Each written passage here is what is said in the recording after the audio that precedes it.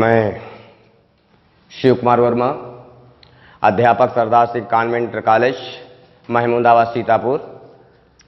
तो आज बेटा मैं आपको पढ़ाऊँगा कक्षा 12 भूगोल विषय का खंड ख, उसमें का अध्याय नंबर 1 है जनसंख्या वितरण घनत्व वृद्धि और संगठन, इसका भाग 2, यानी मैं दूसरा वीडियो आपको जो है पढ़ाने जा रहा हूँ। तो इसमें बेटा मैं आपको पढ़ाऊँगा भारत में जनसंख्या का वितरण। भारत में बेटा देखिए, संपूर्ण भारत में या संपूर्ण विश्व में एक जैसी जनसंख्या का यह वितरण नहीं पाया जाता है। कहीं पर अधिक है, कहीं पर कम है। तो जो जनसंख्या का देश का या विश्व का औसत घनत्व निकाला जाता है वो जो है यानी सामान्य यानी एक औसत होता है। जैसे भारत में 2011 की जनगणना के अनुसार जनसंख्या का घनत्व 382 व्यक्ति प्रति वर्ग किलोमीटर है।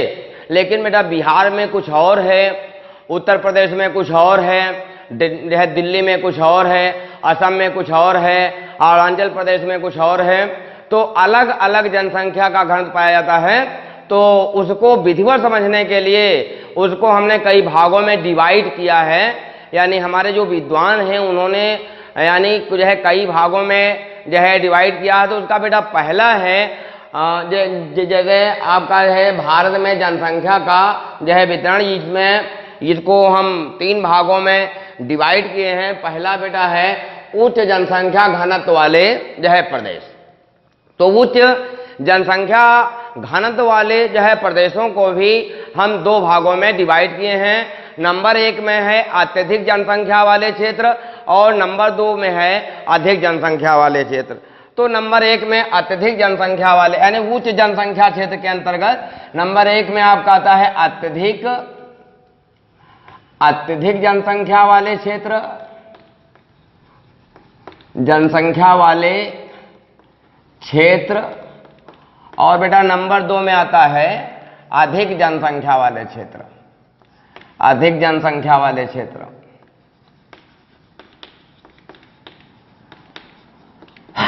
तो बेटा अत्यधिक जनसंख्या वाले वह क्षेत्र हैं जहां पर 800 व्यक्ति प्रति वर्ग किलोमीटर से भी जनसंख्या का घनत्व अधिक है। उसे क्या कहते हैं? अत्यधिक जनसंख्या वाले क्षेत्र कहा जाता है। और दूसरा बेटा है अधिक जनसंख्या वाले क्षेत्र, इसके अंतर्गत यानी जो है 550 व्यक्ति से 700 व्यक्ति प्रति वर्ग किलोमीटर के हिसाब से लोग जो है निवास करते हैं। तो ये भारत के बेटा कौन कौन क्षेत्र हैं ये हम आपको मानचित्र पर बताने की कोशिश कर रहे हैं, जिससे आपकी जो है समझ में अधिक आ जाए। तो पहले हम जो है इंडिया का एक खाका तैयार करते हैं, उस खाका के माध्यम से फिर हम आपको जो है बताने की कोशिश करेंगे।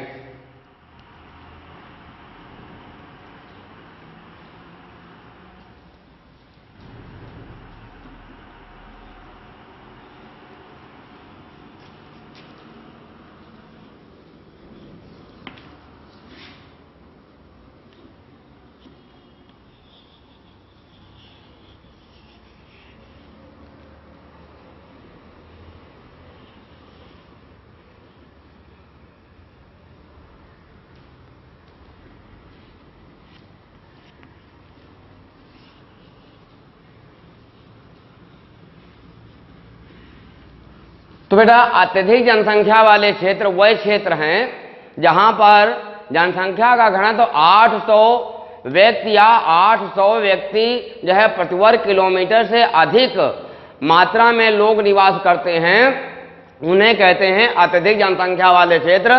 तो इसके अंतर्गत बेटा आता है दिल्ली है, चंडीगढ़ है, पांडिचेरी है, लक्षद्वीप है, दमन दीव है।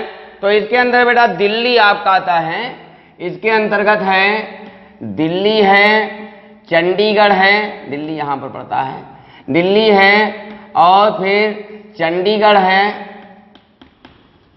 दिल्ली है, चंडीगढ़ है, पांडिचेरी है, लक्षद्वीप है, पांडिचेरी,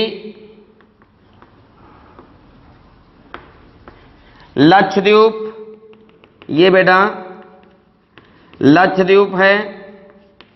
और फिर आपका है दमन एवं दीव है, बिहार है, दमन दीव है, दमन एवं दीव है, बिहार है बेटा, ये राज्य आपका है, बिहार है, और फिर वेस्ट बंगाल, पश्चिम बंगाल है,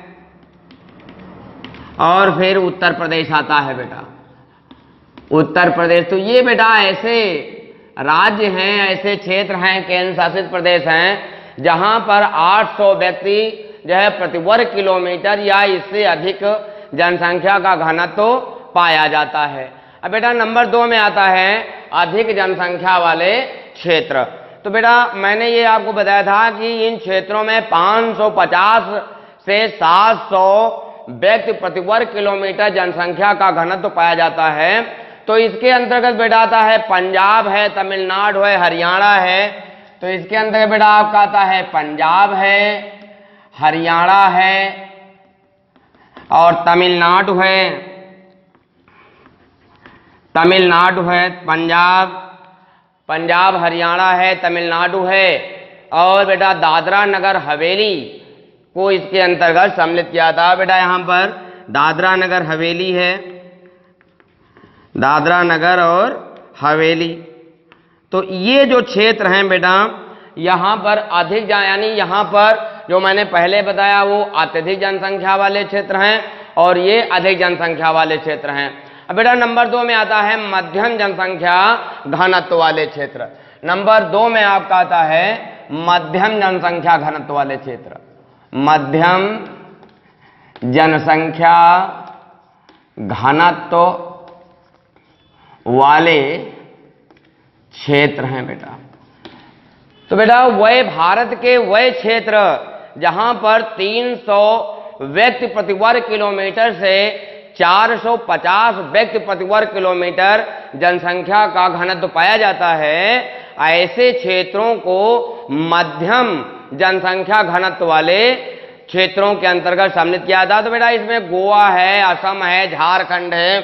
तो इसमें बेटा कौन कौन है, जैसे आपका ये पड़ता है राज्य असम है और फिर गोवा है, यहां पर ये गोवा पड़ता है, गोवा है, झारखंड है, असम, गोवा, झारखंड, महाराष्ट्र, त्रिपुरा, आंध्र प्रदेश, महाराष्ट्र है और त्रिपुरा है। यहां पर बेटा ये आपका त्रिपुरा है, त्रिपुरा है और आपका आंध्र प्रदेश है बेटा, ये आंध्र प्रदेश है, आंध्र प्रदेश है और आपका जो है उड़ीसा है। तो वो जो है उड़ीसा है बेटा और गुजरात भी इसके अंतर्गत सम्मिलित किया जाता है, गुजरात है। तो जो ये बेटा प्रदेश हैं ये मध्यम जनसंख्या घनत्व वाले जो है प्रदेशों के अंतर्गत सम्मिलित किए जाते हैं। यहाँ पर 300 से 450 व्यक्ति जो है प्रति वर्ग किलोमीटर के हिसाब से जनसंख्या का घनत्व पाया जाता है। अब बेटा नंबर 2 में आता है वो नंबर 3 में आता है निम्न जनसंख्या घनत्व वाले प्रदेश। नंबर 3 में आता है निम्न जनसंख्या घनत्व वाले क्षेत्र, निम्न जनसंख्या घनत्व वाले क्षेत्र। तो इसके अंतर्गत बेटा इसको 2 भागों में बांटा गया है। इसमें नंबर 1 है विरल जनसंख्या घनत्व वाले क्षेत्र, नंबर 1 में इसमें है बेटा विरल जनसंख्या वाले क्षेत्र, विरल जनसंख्या घनत्व वाले क्षेत्र, घनत्व वाले क्षेत्र। और नंबर 2 में आता है, इसमें नंबर 2 में आता है अत्यधिक विरल जनसंख्या घनत्व वाले क्षेत्र, घनत्व वाले क्षेत्र। तो इसे 2 भागों में बांटा गया है। तो नंबर 1 में बेटा आता है आपका विरल जनसंख्या घनत्व वाले क्षेत्र, वह क्षेत्र बेटा जहां पर 100 से 250 व्यक्ति प्रति वर्ग किलोमीटर के हिसाब से जनसंख्या का घनत्व पाया जाता है बेटा। तो ऐसे क्षेत्रों को कहा जाता है विरल जनसंख्या घनत्व वाले क्षेत्र। तो बाद में बेटा ऐसे मध्य प्रदेश है, राजस्थान है, छत्तीसगढ़ है, उत्तराखंड है। तो इसके अंतर्गत बेटा मध्य प्रदेश है,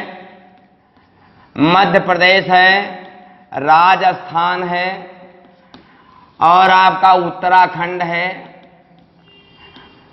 मध्य प्रदेश, छत्तीसगढ़ और आपका जो है इसके अंतर्गत मध्य प्रदेश है, राजस्थान है, छत्तीसगढ़ है, उत्तराखंड है। बेटा यहां पर छत्तीसगढ़ पड़ता है,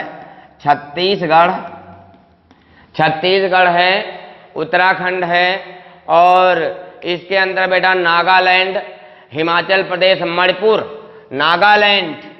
नागालैंड बेटा है,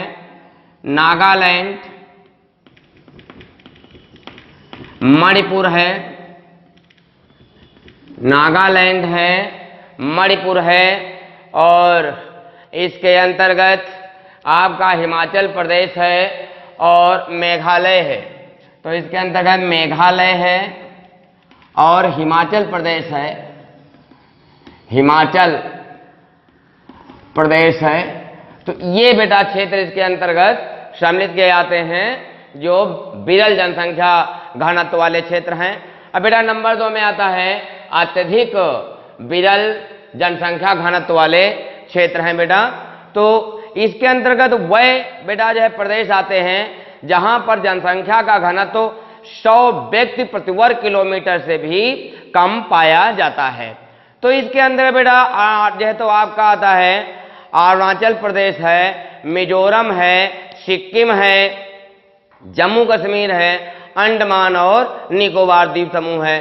तो अरुणाचल प्रदेश है, मिजोरम, सिक्किम, अरुणाचल प्रदेश बेटा ये है, अरुणाचल प्रदेश है और मिजोरम है, यहाँ पर पड़ता है मिजोरम है और बेटा सिक्किम है, जम्मू कश्मीर बेटा पहले राज्य था लेकिन अब केंद्र शासित प्रदेश हो गया है। और बेटा ये आपका अंडमान निकोबार द्वीप समूह है,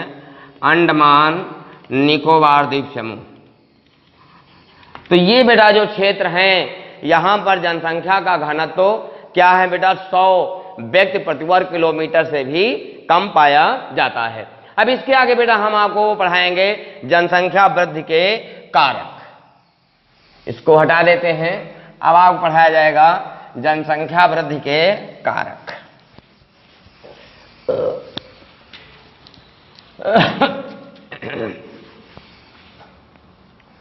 जनसंख्या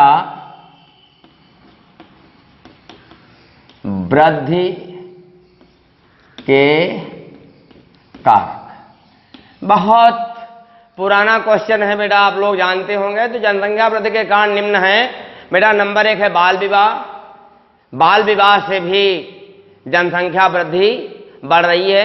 यानी कहने का मतलब है कि जो बाल विवाह हैं, जब बाल विवाह हो जाता है तो क्या होता है कि जो है प्रजनन काल अधिक मिल जाता है, जिससे जनसंख्या क्या है बेटा बढ़ती हुई जा रही, यानी जो तो रुकने का नाम नहीं ले रही है। नंबर 2 में आता है विवाह की अनिवार्यता। तो विवाह बेटा क्या है, विवाह अनिवार्य कर दिया गया है। वैसे तो जो विकृत लोग हैं यानी विकृत शरीर हैं, विकलांग हैं, उनकी विवाह पर रोक लगाना चाहिए, लेकिन ऐसा नहीं है।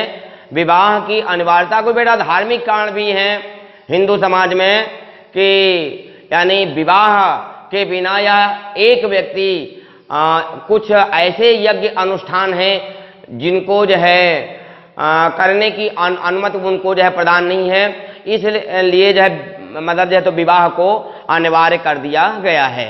तो इससे भी जनसंख्या बढ़ रही है। नंबर 2 बेटा है और नंबर 3 में आता है उच्च जन्म दर। जन्म दर बहुत ऊंची है। 2011 की जैसे जनगणना के अनुसार लगभग 22 जो है बच्चे जो है प्रति 1000 जो है जन्म दर है। और मृत्यु दर बेटा और अगला आपका बिंदु है निम्न मृत्यु दर। तो मृत्यु दर कम है, 7 व्यक्ति जो है प्रति 1000 क्या है जो है तो मृत्यु दर है। इससे जनसंख्या बढ़ती हुई जा रही है। अगला बिंदु आपका आता है मनोरंजन के साधनों का अभाव है। भारत में बेटा क्या है मनोरंजन, क्योंकि भारत की जनता गरीब है, मनोरंजन के साधन भारत में कम हैं, इसलिए क्या है कि लोग जो है अपने दाम्पत्य जीवन में ही आनंद लेते हैं। इससे यानी ये भी एक जो है जनसंख्या वृद्धि का जो है कारण बन जाता है। नेक्स्ट बिंदु बेटा है अशिक्षा। तो अशिक्षा क्या है कि भारत की जनता क्या है, अशिक्षित है। वो बच्चों को ईश्वर की देन मानती है।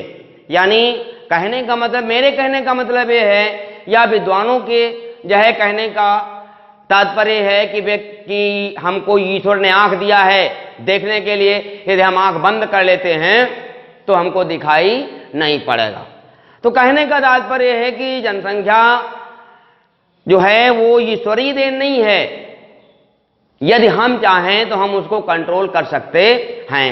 तो ये बेटा संभव कब होगा, जब भारत की जनता क्या होगी, शिक्षित होगी, है ना, तभी ऐसा हो सकता है। नेक्स्ट बिंदु बेटा है पुत्र का अधिक महत्व। भारतीय समाज में यह पुत्र का अधिक महत्व है। पुत्र का कुछ ऐसे अनुष्ठान होते हैं जो केवल पुत्र के द्वारा ही संपन्न होते हैं, इसलिए पुत्र की महत्ता भारतीय समाज में जो है बढ़ गई है, जिसके कारण क्या है कि जनसंख्या बढ़ती हुई जा रही। माना कि किसी दाम्पत्य के 2 कन्याएं हैं, वो जो है पुत्र की चाह में यानी लगातार कोशिश करता रहता है, तो जो जनसंख्या जो है बढ़ती जाती है। तो ये भी एक जो है जनसंख्या वृद्धि का जो है कारण बन जाता है। नेक्स्ट बिंदु बेटा आता है आपके जो है परिवार नियोजन के साधनों के प्रति उदासीनता। जो भारतीय जनता है वो जो है परिवार नियोजन के साधनों के प्रति जो है उदासीन है। कहीं पर उसको जो है परिवार नियोजन के साधन उपलब्ध नहीं है, कहीं पर वो जो है समाज में जो है खरीदने से थोड़ा शर्म करता है। तो ये बहुत सारे ऐसे फैक्टर हैं जो है परिवार नियोजन के साधनों को पूर्ण रूप से उनका पालन नहीं किया जा रहा है, यानी लोग उसके प्रति जो है उदासीन हैं, यानी सचेत नहीं हैं, उधर इंटरेस्ट नहीं लेते हैं। ये भी जनसंख्या वृद्धि का एक जो है कारण ही बन जाता है। अब बेटा हम आपको पढ़ाएंगे जनसंख्या वृद्धि के दुष्परिणाम या समस्याएं। देखा भाई, जनसंख्या वृद्धि के दुष्परिणाम या समस्याएं। तो बेटा जनसंख्या वृद्धि के दुष्परिणाम या समस्याएं ज्यादा बताने की आवश्यकता नहीं है, हमारे बच्चे जानते थे कि बेटा भूगोल एक ऐसा विषय है जो है प्रैक्टिकली है, उसको आप देख करके टहल करके, इसीलिए भूगोल में काहे की व्यवस्था की गई है, टूर की व्यवस्था की गई है कि व्यक्ति टहले, बच्चा देखे, टहले और उसको जो है समझे। तो बेटा प्रति व्यक्ति आय में गिरावट पहली समस्या आती है, जो प्रति व्यक्ति आय में गिरावट। जो जनसंख्या बढ़ती है तो क्या होता, प्रति व्यक्ति आय जो है कम होती हुई जा रही है, लोगों की आवश्यकताएं पूरी नहीं हो पा रही हैं। नेक्स्ट बिंदु बेटा है जनसंख्या और पूंजी का निर्माण। तो जब जनसंख्या बढ़ेगी बेटा तो पूंजी का निर्माण कम होगा, क्योंकि जो हम उत्पादन करेंगे बढ़ती हुई जनसंख्या के द्वारा उसका शोषण कर लिया जाएगा, अर्थात पूंजी का निर्माण नहीं हो पाता है। नेक्स्ट बिंदु बेटा आपका आता है जनसंख्या तथा भूमि पर दबाव। जो जनसंख्या बढ़ेगी हमारी धरती माता पर उसका दबाव बढ़ता हुआ जा रहा है, वनों का विनाश हो रहा है, अतिक्रमण हो रहा, चाहे वो रोड पर हो, चाहे रेलवे लाइन के किनारे हो, चाहे जो आरक्षित भूमि है उस पर हो, अतिक्रमण बढ़ता हुआ जा रहा। लाख भारत सरकार की कोशिशों के बाद भी आज भी तालाबों में, चारागाहों में या जो आरक्षित भूमि है, चाहे वो खाद के गड्ढे हों या आबादी की भूमि हो, इस पर अतिक्रमण जो है किया जा रहा है। तो ये सब क्या है, ये सब बढ़ती हुई जनसंख्या की जो है समस्याएं हैं। नेक्स्ट बिंदु बेटा है खाद्यान्न आपूर्ति की समस्या। जनसंख्या जो जो बढ़ रही है, खाद्यान्न की समस्या उत्पन्न हो रही है। लाख कोशिश करने के बावजूद भी, उत्पादन बढ़ाने के बावजूद भी कुछ क्षेत्र ऐसे हैं जहां की जनसंख्या को या जहां के लोगों को आज भी दोनों टाइम का भोजन उपलब्ध नहीं हो पा रहा। ये सब जनसंख्या वृद्धि की समस्या है। अगला बिंदु बेटा आता है शिक्षा की समस्या है, चिकित्सा की समस्या है, आवास की समस्या है। तो शिक्षा के बेटा आप देखें कि जब हम इंटर पास करके जाते हैं आगे, कोई आईटी में बच्चा जाने की कोशिश कर रहा है, कोई नीट, कोई कोटा में पढ़ा है, कोई कानपुर में पढ़ा है, ये सब क्या है? ये सब जनसंख्या वृद्धि का जो है परिणाम है कि हमारे पास वस्तु एक है, उसको लेने के लिए है 1000 लोग, 1 लाख लोग तैयार हैं। ऐसी स्थिति में जो है कंपटीशन है और लोग उस जो है कंपटीशन यानी उस पद को पाने के लिए, उस वस्तु को पाने के लिए बराबर तैयारी में जुटे हुए हैं। तो ये बहुत सारी समस्याएं हैं। तो बेटा शिक्षा की समस्या हो गई। दूसरा आपका है चिकित्सा की समस्या। किसी आप अस्पताल में जाएं, आप सोचें कि हम 1 घंटे में दवा ले लेंगे, नहीं मिल पाएगी। क्यों नहीं मिल पाएगी? क्योंकि जनसंख्या की अधिकता है, अस्पताल कम है। जिस अस्पताल में आप जाएंगे एक लंबी आपको जो है कतार लगी हुई जो है मिलेगी, आप उसके पीछे लगाएं। जब आपका नंबर आए तब आप अपनी इलाज करवाएं या अपनी दवा लें। तो ये बेटा जो है बहुत बड़ी जो है समस्या है। आवास की समस्या, लोगों को अच्छे आवास उपलब्ध नहीं हो पा रहे। कोई झुग्गी झोपड़ी में रह रहा, कोई घास फूस की झोपड़ी में रह रहा, कोई खुले मैदान में रह रहा।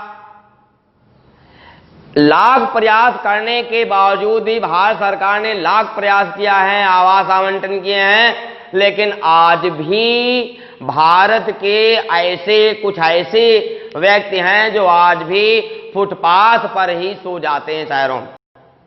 तो ये सब क्या है? ये सब जनसंख्या यानी वृद्धि की जो है समस्याएं हैं। नेक्स्ट बिंदु बेटा है जनसंख्या और जीवन स्तर। जो जनसंख्या बढ़ रही है बेटा, जीवन स्तर गिर रहा। चाहे वो जो है संतुलित भोजन हो या ऐशो आराम हो, जीवन स्तर गिर रहा है। कीमत स्तर में वृद्धि हो रही बेटा। नेक्स्ट बिंदु आपका है कीमत स्तर में वृद्धि। जनसंख्या बढ़ रही है, डिमांड अधिक है, तो क्या होगा? वस्तुओं की कीमतें बढ़ेंगी। इकोनॉमिक्स में प्रोफेसर रॉबिन्स कहते हैं कि मांग पर ही वस्तु की मूल्य का निर्धारण होता है। मांग अधिक है, आपूर्ति कम है, वस्तुओं के मूल्य बढ़ जाए। तो बेटा जनसंख्या बढ़ी है, वस्तुओं की आपूर्ति कम है, तो क्या होगा? हर वस्तु हमको महंगी मिल रही है। नेक्स्ट बिंदु बेटा आपका आता है जनसंख्या और ऊर्जा समस्या। अब देखिए, हमको लाइट शहरी क्षेत्रों में जो खैर ठीक है, ग्रामीण क्षेत्रों में कहीं 10 घंटे, कहीं 8 घंटे, कहीं 12 घंटे, कहीं 14 घंटे, इससे ज्यादा हमको लाइट उपलब्ध नहीं हो पा। ज्यों ज्यों जनसंख्या बढ़ रही है, ऊर्जा जैसे बेटा जो है पेट्रोलियम पदार्थ हैं, उनकी कीमत बढ़ती हुई जा रही। कोयला कीमत बढ़ती हुई जा रही, लकड़ी की कीमत बढ़ती हुई जा रही, रसोई गैस की कीमत बढ़ती हुई जा रही। ये सब क्या है? ये सब जनसंख्या वृद्धि का ही जो है परिणाम है। तो इस प्रकार से बेटा हमने आपको ये चीज बताया आज यहीं तक। अगले वीडियो में हम आपको इसके आगे का शीर्षक लेकर के फिर मिलेंगे। धन्यवाद।